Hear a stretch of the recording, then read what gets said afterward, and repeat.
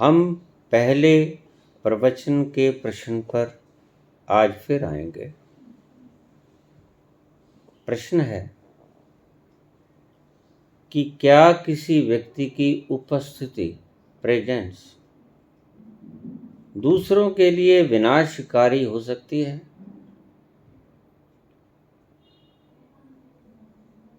मैंने इसका ज्योतिषीय दार्शनिक ढंग बताया और मैंने साथ में ये भी बताया कि सिर्फ स्टार्स कैलकुलेशन के द्वारा एक्यूरेट भविष्यवाणी नहीं की जा सकती, कुछ मात्रा की भविष्यवाणी की जा सकती है, सटीक भविष्यवाणी नहीं होती। सटीक भविष्यवाणी करने का मैंने एक अतल बताया जो आप सभी के भीतर विद्यमान है। प्राप्त कैसे होगा? ध्यान के द्वारा, जो पद्धति मैंने बता रखी है। और इस ध्यान में उतरने के लिए सहायक क्रिया कौन सी है? वो क्रिया योग है, वो भी मैंने आपको बता रखा है। खैर, हम चलें अपने उत्तर की तरफ। What's the answer of this question? क्या किसी की मौजूदगी दूसरों के लिए मनहूस साबित हो सकती है? पुराने जमाने में आज भी बहुत से व्यक्ति कहते सुने होंगे आपने कि इसका व्यक्ति का पैड़ा बहुत खराब है, इसका पांव बहुत खराब है, जहाँ जहाँ चरण पड़े संतन के तह तह हुए विनाश। जहाँ जहाँ ये व्यक्ति जाएगा, ये संत जी, तहाँ तहाँ विनाश होगा। अक्सर ही हम कहते हैं, आपने भी सुना होगा, बड़े बुजुर्गों ने भी सुनाया होगा आपको, कुछ कुछ लोग ऐसे होते हैं। ज्योतिषीय गणना के हिसाब से मूल नक्षत्र में पैदा हुआ व्यक्ति पहले के लोग त्याग देते थे। बहुत से उदाहरण मेरे पास हैं जिन्होंने बच्चे को जन्म के बाद उजाड़ जंगलों में फेंक के आ गए। कोई शेर खा जाए, कोई चीता खा जाए, आहार बना ले, भूख मिटा ले, क्योंकि अगर यह बच्चा जीवित रहेगा तो विनाश ही करेगा। ज्योतिषीय गणनाओं के द्वारा ये सिद्धांत बने थे और मैंने आपको बताया भी कि मूल नक्षत्रों में, वैसे तो सभी गण मूल नक्षत्रों में 6 गण मूल नक्षत्र कहलाते हैं। रेवती, अश्विनी, आश्लेषा, मघा,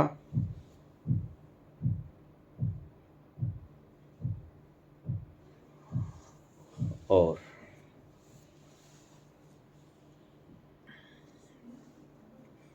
ज्येष्ठा, मूला।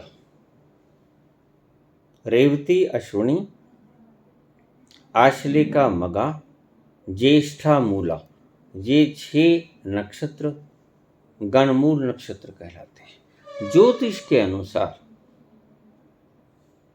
जो बच्चा इन नक्षत्रों में पैदा होता है वह अनिष्टकारी होता है, वह त्याग देना चाहिए। लेकिन विशेषतया ज्योतिषीय संरचना बता रहा हूं, ध्यान रखना।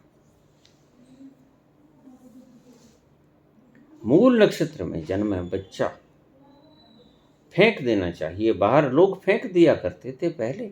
मैं कुछ उदाहरणों को जानता हूं, आप भी जानते होंगे। ज्योतिषी लोग भली भांति परिचित हैं। ये तो बिल्कुल ही रखने योग्य नहीं। खैर, आजकल उन व्यक्तियों ने, ज्योतिषियों ने सुगम मार्ग निकाल लिए हैं कि इनका 27वें दिन उसी नक्षत्र के उसी चरण में अगर हम इनकी शांति करवा दें तो यह बच्चा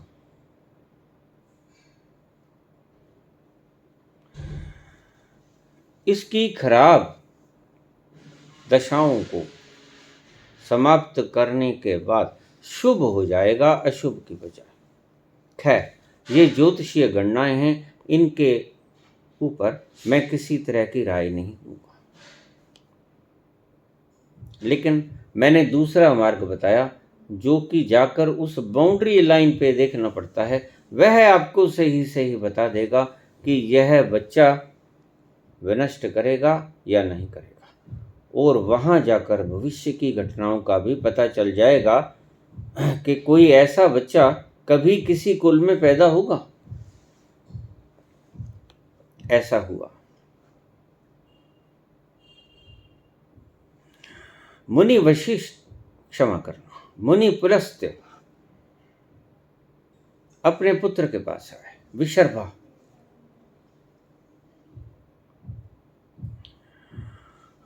संन्यास्त होना चाहते थे। विशर्भा से बोले, पुत्र, मैं वन गमन करना चाहता हूं, तुम संभालो सारा राज सिंहासन, मैं चला। ध्यान रखना, इस कुल में पुलस्त ऋषि कहते हैं, विशर्भा, इस कुल में तुम्हारे एक संतान पैदा होगी।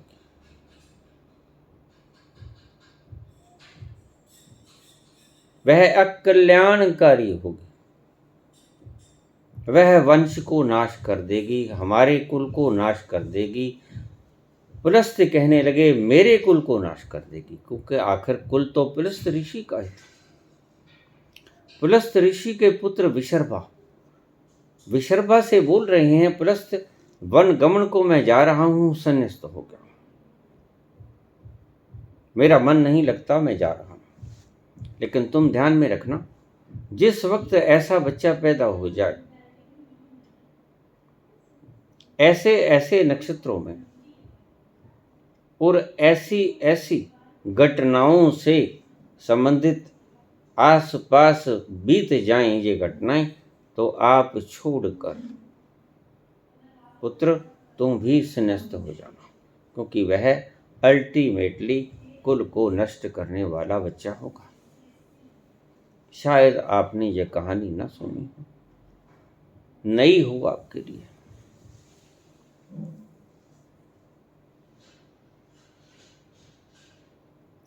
विशर्भा ने पिता के चरण छुए और प्रस्त आशीर्वाद देकर चल गए। वक्त भी था। विशर्भा की घरवाली धर्मपत्नी का नाम था कैकसी। कैकसी के घर पुत्र का आगमन हुआ।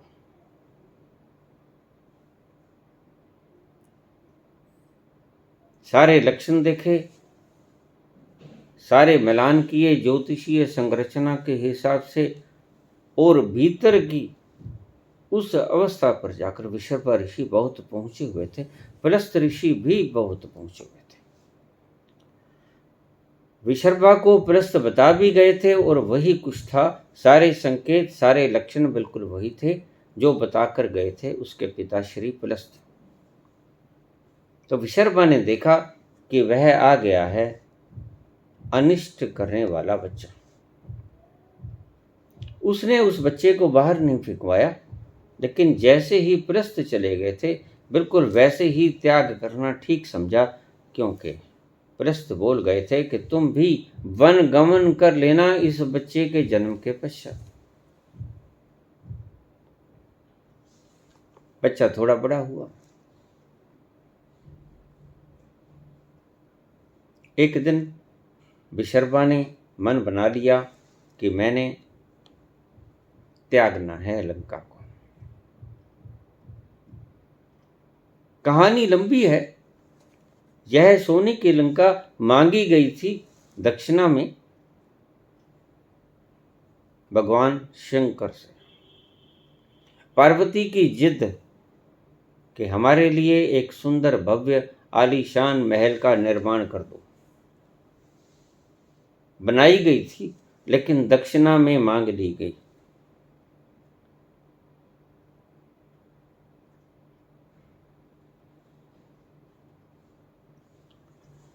उन्होंने मन बना लिया कि आज मैं इस प्रदेश को छोड़ दूंगा, वनगमन करूंगा, संन्यास्त हो जाऊंगा। उन्होंने कैकसी के पास गए।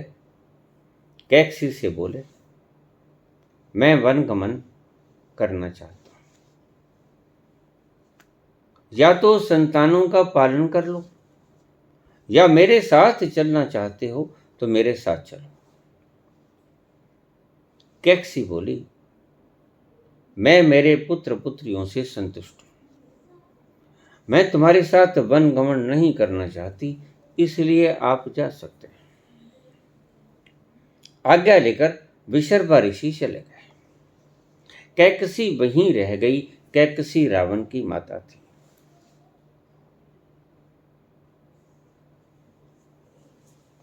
धीरे धीरे बड़े हुए, राज सिंहासन संभाल लिया बड़े पुत्र रावण ने।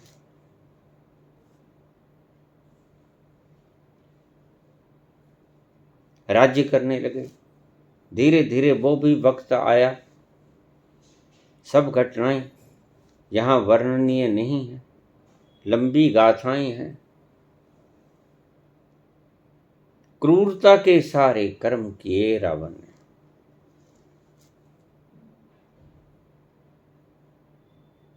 और आगे की कहानी आपको रामायण में सदा ही समझाई जाती है। रावण माता सीता का हरण करके ले आया।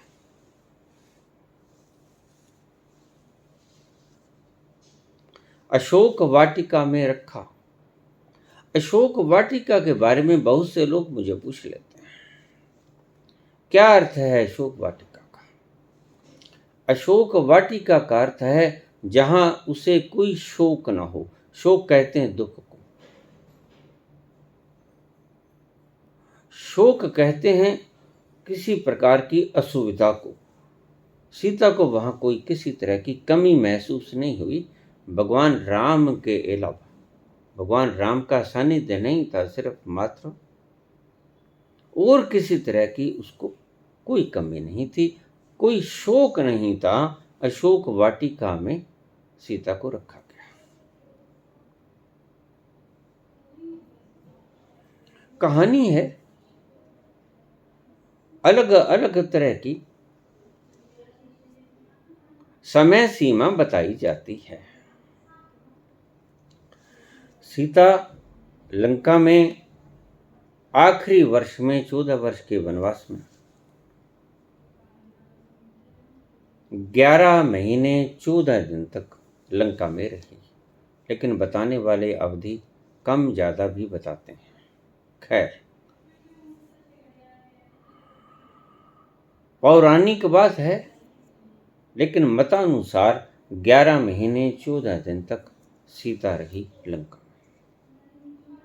उसके बाद पुल बनाकर भगवान श्री राम ने लंका पर आक्रमण कर दिया और धीरे धीरे सभी योद्धाओं को, उसके पुत्रों को मार दिया, उसके भाइयों को मार दिया। और उसके बाद राज सिंहासन, क्योंकि वापस भी जाना था। उधर भरत ने कहा था, भैया अगर एक दिन की भी देरी कर दी वापस अयोध्या लौटने में तो मैं जीवित मर जाऊंगा आग लगा के। उधर भी जाना था, समय सीमा आ चुकी थी। थोड़ा सा वक्त बचा था, कुछ दिन।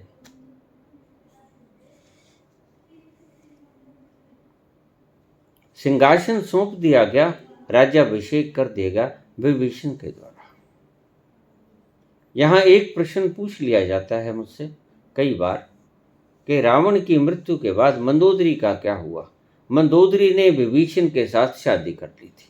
शॉर्ट में मैं आपको बता देता हूं। मंदोदरी ने विभीषण के साथ, अपने देवर के साथ शादी कर ली थी, उसकी पत्नी बन गई थी। खैर, ये भविष्यवाणी सत्य सिद्ध हुई। 1.25 लाख पूत, 1 लाख पूत 1.25 लाख नाती, जाके घर दिया ना बाती। इतना विनाश किया इस एक व्यक्ति ने। पुलस्त्य का वो दर्शन बिल्कुल सत्य सिद्ध हुआ और वो उस तल पर जो देख लिया जाता है वो कभी असत्य नहीं होता, वो सत्य होता है। पुलस्त्य ऋषि ने यह देखा और उसने संन्यास ले लिया और जाते विशर्बा को कह गए कि तुम भी चले जाना, जैसे ही इस बालक का जन्म हो तुम भी इसे छोड़ देना, यह जाने इसका काम जाने, क्योंकि यह मेरे कुल का नाश कर देगा। वैसा ही हुआ। 1 लख पूत 1.25 लाख नाती, जिसके घर दिया ना बाती। कोई दिया जलाने वाला नहीं था, कोई तर्पण करने वाला नहीं था, कोई नाम लेवा जल देवा नहीं था।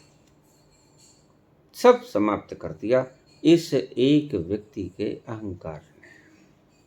कहानियां आज बहुत हैं, बहुत से लोग बोलते हैं इन कहानियों पर, लेकिन ये खोपड़ी के एजाज से ज्यादा और कुछ भी नहीं।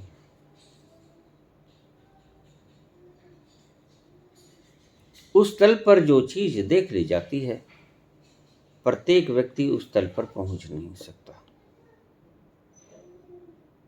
संबोधि युक्त व्यक्ति उस तल पर आराम से पहुंच जाता है। सही पूछो तो उस तल पर जाकर ही संबोधि प्राप्त होती है, जब अनकॉन्शियस, कॉस्मिक अनकॉन्शियस से सुपर कॉन्शियस के भीतर जंप किया जाता है, छलांग दी जाती है। कॉस्मिक अनकॉन्शियस से सुपर कॉस्मिक सुपर कॉन्शियसनेस के भीतर छलांग ली जाती है, तभी वो व्यक्ति बूंद समुद्र में समाती है, तभी व्यक्ति सही संबोधि युक्त होता है। उसी को एनलाइटनमेंट कहते हैं, उसी को सर्व दिशाओं में अपने से युक्त होना कहते हैं, उसी को शिवोहम होना कहते हैं, उसी को अनल हक कहते हैं, उसी को अहम ब्रह्मस्म कहते हैं। एको ब्रह्म द्वितीयो नास्ति।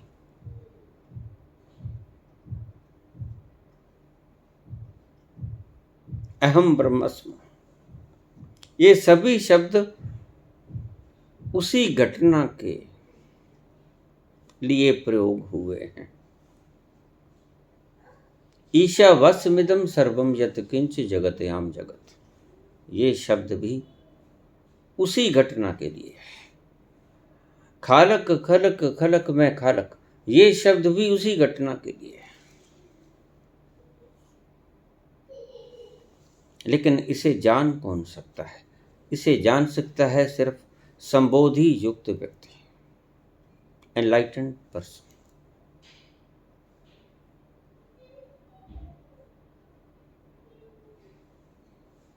ऐसी घटना होती है। हमने अक्सर सुना होगा बड़े बूढ़ों से कि इस व्यक्ति का पैड़ा बुरा है। हम बच्चे थे, हमारी माता हमें कहती बाहर जाने से पहले, एक घर था किसी का, हमें कहती बेटा तुम जा रहे हो लेकिन थोड़ा संभल के, अगर फलां व्यक्ति जो हमारे घर के सामने रहता था वो आपको दिख जाए तो वापस आ जाना, उससे नज़र मत मिलाना, उसे भरपूर आंखों से मत देखना, वापस आ जाना, इंतजार करना कि वो कब जाए। मैंने माँ से कई बार कहा, माँ ये क्या भ्रम करती हो, ऐसे कोई व्यक्ति खराब कैसे हो सकता है? वो कहती बेटा तुझे नहीं पता, तू बच्चा है। बच्चा था भी, और माता अक्सर ही मुझे उस व्यक्ति के बारे में कहती। कुछ बार मैंने कोताही भी की, लेकिन परिणाम माता के हिसाब से ही आए, दुष्परिणाम ही आए। जिद करके गया, कुछ बुरा ही हुआ। खैर, इन बातों की गहराई में हम न जा सकेंगे, क्योंकि आध्यात्मिक तौर पर बाबा कहते हैं और सभी संत जन कहते हैं, एको ब्रह्म द्वितीयो नास्ति। कोई बुरा नहीं, कोई अच्छा नहीं। लेकिन देखिए, गंदगी भी होती है, फूलों की सुवास भी होती है, ये तो होती ही है। विशेष शब्दों से बोला जाए, आध्यात्मिक अनुभूति से, तो ये बात बिल्कुल ठीक है। एको अहम द्वितीयो नास्ति। खालक खलक खलक में खालक, अहम ब्रह्मास्मि, बिल्कुल ठीक है। लेकिन संसार की तरफ से देखा जाए तो कीचड़ भी है, मलमूत्र भी है, गंदगी भी है, दुर्गंध भी है, श्वास भी है, उद्यान भी है, बदबूदार स्थान भी हैं, महकते हुए गुलशन भी है, चमन भी है। दोनों तरफों की बात है, एक तरफ की बात नहीं। मैं पहले ही कह रहा हूं, संसारिक प्रश्न है, आध्यात्मिक प्रश्न नहीं। आध्यात्मिक प्रश्न में तो ईशावास्यमिदं सर्वम यत्किंच जगत्याम जगत, सभी कण कण में, चाहे वो मलमूत्र है, चाहे वो कुछ भी है, हर जगह वो ही मौजूद है।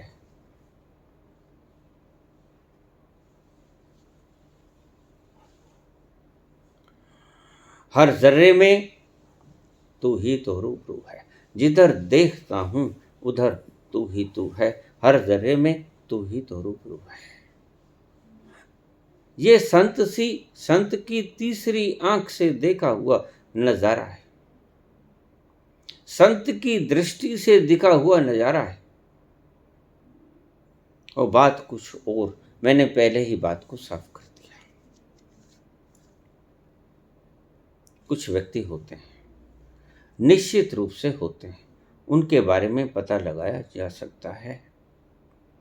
जैसे मैंने कहा था, कुछ संबोधिग्रस्त व्यक्ति जहां दफन किए गए हैं वहां से बड़ी सुंदर रेंज निकलती है। वहां बैठकर अगर आप ध्यान करने की चेष्टा करोगे तो जो काम 20 सालों में होना है वह 10 वर्ष में हो जाएगा, जो 10 में होना है 5 में हो जाएगा, और बड़ी इजीली हो जाएगा, बड़ी सुविधाजनक, सुविधापूर्वक हो जाएगा।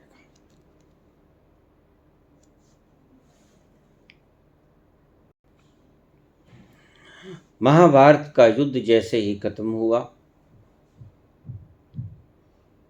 कृष्ण अंतर ध्यान हुए, देखा गांधारी बहुत दुखित थी और कृष्ण पर दुखित थी।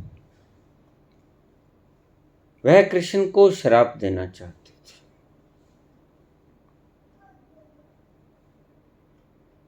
कृष्ण को पता था अगर गांधारी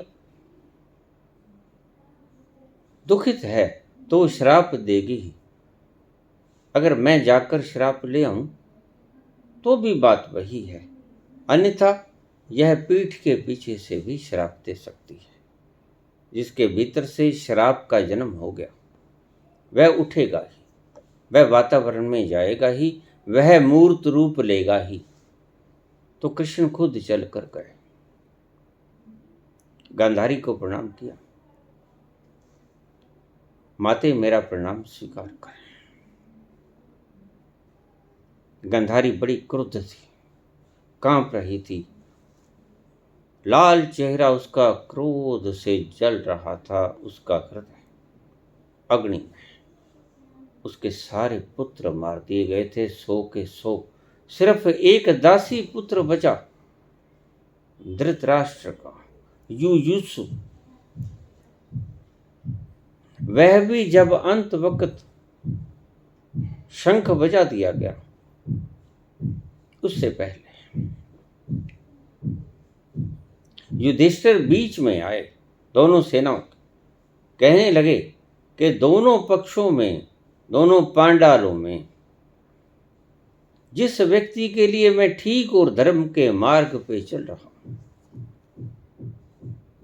और वो कौरवों की तरफ से लड़ रहा है, वह मेरी तरफ पांडाल में आ सकता है, हमारी सेना में आ सकता है। और अगर मैं अधर्म के मार्ग पे चल रहा हूं और वह मेरी तरफ से लड़ रहा है, पांडवों की तरफ से, तो वह खुशी खुशी पांडवों की तरफ जा सकता, क्षमा करना, कौरवों की तरफ जा सकता है। कौरवों की तरफ से एक दासी पुत्र, धृतराष्ट्र का पुत्र युयुत्सु निकला। उसने कहा, मैं समझता हूं कि तुम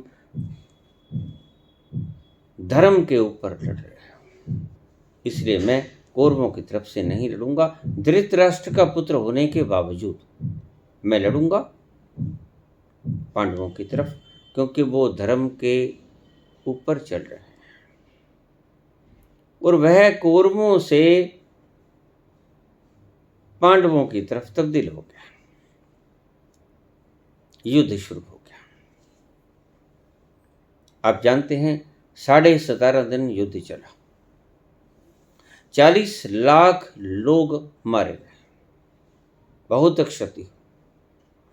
शास्त्रों में इसे 1 अरब 62 करोड़ लोग बताया जाता है, लेकिन ऐसा नहीं है, गलत है, ये आंकड़ा गलत है।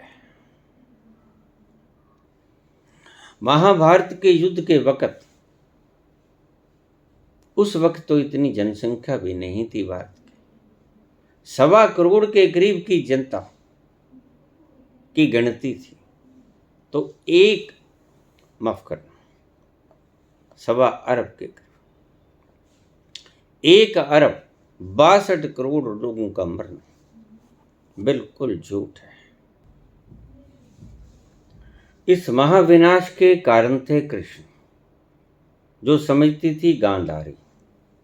कृष्ण ने शांति की बहुत कोशिश की, आखिर में उसने 5 गांव भी मांग लिए, लेकिन दुर्योधन ने अपने अहंकार के कारण ये कुछ नहीं किया। युद्ध हुआ, करीब 40 लाख लोग मर गए, हाथियों, घोड़ों, अन्य नुकसान भी बहुत हुआ। समझ सकते हो, 40 लाख सैनिक मरेंगे, कितनी विधवाएं होंगी, कितने बच्चे अनाथ होंगे, कितने परिवार उजड़ेंगे, कितनी माओं की गोदें सूनी रहेंगी, कितना नुकसान हुआ। भारत ने उसके बाद ऐसा नुकसान कभी नहीं देखा, इसलिए उसे महाभारत कहते हैं। गांधारी बहुत त्रस्त थी, दुखित थी कि कृष्ण के कारण मेरे सभी बच्चे मर गए। जैसे ही ध्यान मुद्रा में बैठे कृष्ण अपने भीतर अंतस में उतरे, उस बाउंड्री लाइन पे पहुंचे, तो उसे पता चला कि गांधारी श्राप देने को तत्पर बैठी है। तो खुद चल दिया, गांधारी के पास पहुंचा, प्रणाम किया, माते प्रणाम, वासुदेव मुझे एक बात का जवाब दो, अगर तुम चाहते तो क्या युद्ध रुक नहीं जाता? कृष्ण बोले, बिल्कुल रुक जाता माते, लेकिन वो मैंने रुकने नहीं दिया, क्योंकि मैंने अंतिम शांति स्थापना का प्रयास किया। इतने गांवों में से सिर्फ 5 गांव में, और दुर्योधन सुई की नोक के बराबर जगह स्थान देने को राजी ना हुआ, जिसके कारण युद्ध हुआ। कारण मेरी बजाय दुर्योधन ज्यादा था। मैं तुम्हें श्राप देना चाहती हूं वासुदेव। हाँ माते, बिल्कुल दे सकते हो। अगर तुम मुझे गुनाहगार मानती हो तो मुझे श्रापित कर सकते हो। गुनाहगार तो थे ही, क्योंकि सारा काम अगर देखा जाए तो आखिर में जब बर्बरीक से पूछा गया, जिसे आज हम श्याम बाबा कहते हैं, जो ऊंचे से देख रहे थे सारे युद्ध को, उनसे पूछा गया कि सारे युद्ध में आपने क्या देखा? तो कहते, मैंने सिर्फ 2 चीजें देखी, भगवान कृष्ण का सुदर्शन चक्र और द्रौपदी का खप्पर, काली का खप्पर, ये 2 चीजें ही मैंने देखी। खप्पर भरे जा रहा था लहू से, मानव रक्त से, और सुदर्शन चक्र विनष्ट कर रहा था सब कुछ कृष्ण। यही मैंने देखा, और मैं साक्षात दर्शक हूं, निष्पक्ष दर्शक हूं। मेरे पास पक्ष लेने को कुछ भी नहीं। जो देखा मैंने निर्लेप भाव से बोल दिया, यही कुछ दिखा, कृष्ण का सुदर्शन और काली का खप्पर। निश्चित रूप से कृष्ण जिम्मेवार थे। कृष्ण न चाहते तो युद्ध ना होता, लेकिन जरूरी था। हुआ, लेकिन प्रस्तुत हो गए। कृष्ण कहने लगे, ठीक माते, श्राप दो। उसे पता था, कृष्ण जानते थे यह श्राप देगी। गांधारी ने श्राप दिया, हे वासुदेव, जैसे मेरा सारा कुल तुमने विनष्ट करवा दिया, मैं तुम्हें श्रापित करती हूं कि तुम्हारा भी कुल ऐसे ही विनष्ट हो जाए। बिना परम संकल्प के कृष्ण को श्राप देना अति मुश्किल, क्या असंभव ही था। लेकिन गांधारी बड़ी संकल्पवान औरत थी। जो औरत वर्षों तक, मुद्दतों तक आंखों पे पट्टी बांधे बिना देखे रह सकती थी, वो कैसी संकल्पवान स्त्री होगी, कैसी संकल्पवती होगी, यह आप कल्पना भी नहीं कर सकते। लेकिन उसके संकल्प के कारण कृष्ण ने वो श्राप एक्सेप्ट किया। और फिर उसके बाद क्या हुआ, उसकी 8 महारानियों में से, कृष्ण की 8 महारानियों में से, वैसे तो 16,108 रानियां थी, 16,100 रानियां भौमासुर से, नरकासुर से वध करके उसकी शरण में आई थी, जो उनकी बेनती पर भगवान कृष्ण ने स्वीकार कर ली थी। लेकिन 8 रानियां वो विवाह करके लेके आए थे। मैंने बताया कि रुक्मिणी उनमें से सबसे प्रथम थी, और रुक्मिणी और राधा एक ही थी। इसका विवरण मैं किसी अन्य प्रवचन में करूंगा कि राधा रुक्मिणी कैसे थी। अन्यथा कृष्ण ऐसे पाषाण हृदय नहीं थे जो अपने प्रेम को छोड़ देते। अपने प्रेम को सर्वप्रथम लेके आए। यह चर्चा बड़ी विस्तार से लंबा समय मांगेगी, इसलिए मैं किसी अन्य प्रवचन में करूंगा।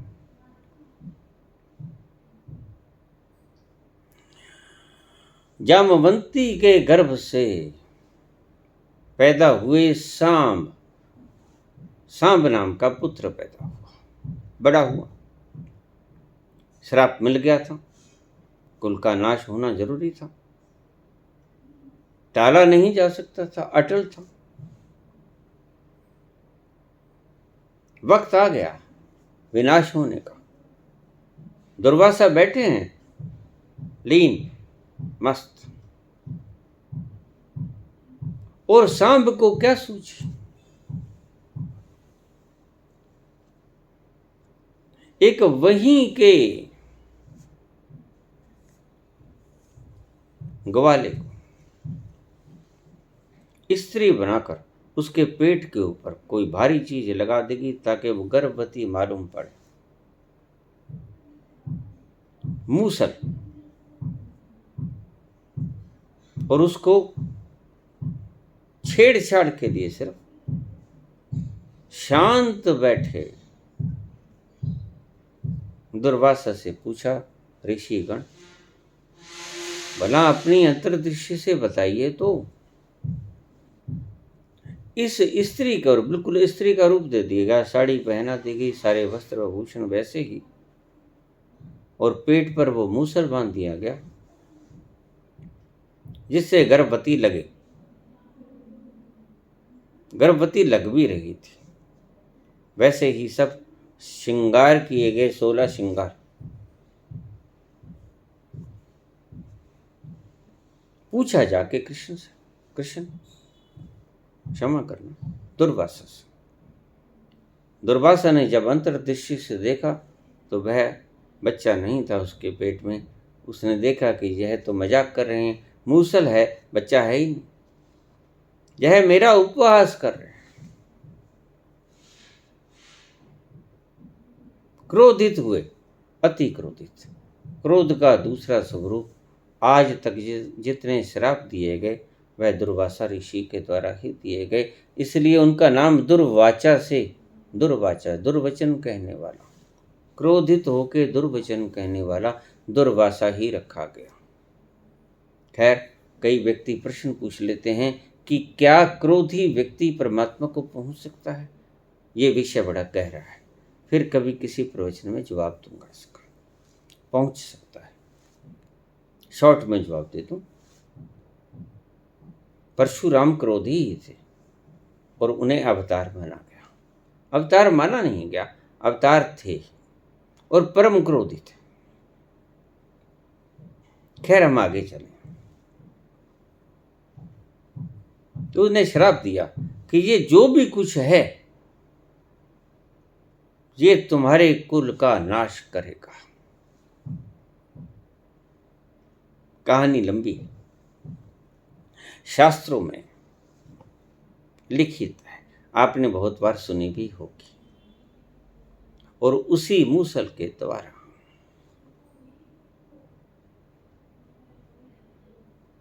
यदुवंशी आपस में लड़ लड़ के मर गए और यदुवंश का विनाश हो गया। कृष्ण के वंश का विनाश हो गया, गांधारी का श्राप पूर्ण हुआ।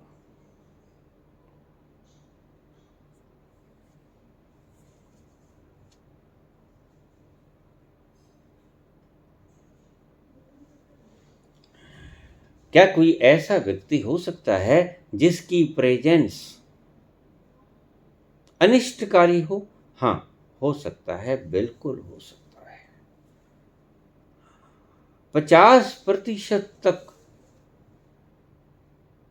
स्टार्स की पोजीशन हमें बतला सकती है कि यह व्यक्ति विनाशकारी होगा, लेकिन 100% नहीं। 100% तो उस बॉर्डर लाइन पे जाकर देखा जा सकता है कि यह व्यक्ति विनाशकारी होगा। जहां जाएगा वहां विनाश करेगा। जह जह चरण पड़े संतन के, तह तह भय विनाश। यह जहां जाएगा वहां वहां विनाश करेगा। ऐसे व्यक्ति होते हैं। इसे भ्रम के रूप में मत लेना, संसारिक सवाल है, संसारिक ही जवाब मैंने दे दिया। लेकिन अगर आप अर्ध व्याख्या चाहते हैं तो प्लैनेट्स भी बता सकते हैं, स्टार्स के दशाएं भी बता सकती हैं, लेकिन वो 50% ही बता सकती हैं, ज़्यादा नहीं, कम बेशक। लेकिन उस तल पर जाकर तो आप 100% ही भविष्यवाणी कर सकते हो कि यह बच्चा जहां जाएगा वहां विनाश ही होगा। मैंने बड़े संक्षेप से सारी चीज़ों को आपको बताया कि ऐसा होता है। ये महज मान्यता नहीं, ऐसा होता है। मैं भ्रम को नाश करने वाला आपको भ्रम में नहीं डालूंगा, लेकिन ऐसा होता है, ये सत्य है। मैंने सभी बंधनों को तोड़ने की चेष्टा की है, लेकिन ये बंधन नहीं है, ये मान्यता गलत नहीं है, ये मान्यता ठीक है। जिसने भी बनाई देखभाल के बनाई और बिल्कुल ठीक है। ऐसे व्यक्ति होते हैं जो जहाँ जाते हैं, जहाँ रहते हैं, वहाँ का विनाश कर देते हैं। जैसे लंका का विनाश किया, कुल का विनाश किया, पुलस्त्य के वंश का नाश किया रावण ने, और जैसे यदुकुल का नाश किया सांब ने, जामवंती और कृष्ण के पुत्र सांब ने। ये 2 उदाहरणें हमें मिलती हैं, उदाहरणें और भी हैं, लेकिन वक्त की कमी के कारण मैं ज़्यादा लंबी बात को ना खींच पाऊंगा, इसलिए इसको यहीं विश्राम देना चाहूँगा।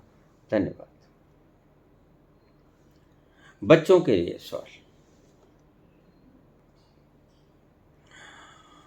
कौन सा जीव धरती पर, इस प्लेनेट पर सबसे भारा जीव है? कौन सा जीव इस प्लेनेट पर सबसे भारा, heaviest, which is the heaviest animal on this planet? तो इसका उत्तर है एंटार्क्टिक व्हेल, ब्लू व्हेल सबसे भारी होती है। Antarctic blue whale. उसका वजन करीब 4 लाख पाउंड होता है। उसकी लंबाई करीब 98 से 100 फीट तक होती है। 4 लाख पाउंड भारी Antarctic blue whale, 4 lakh pound उसका वजन, 100 फुट के करीब वो लंबी, heaviest animal on the planet.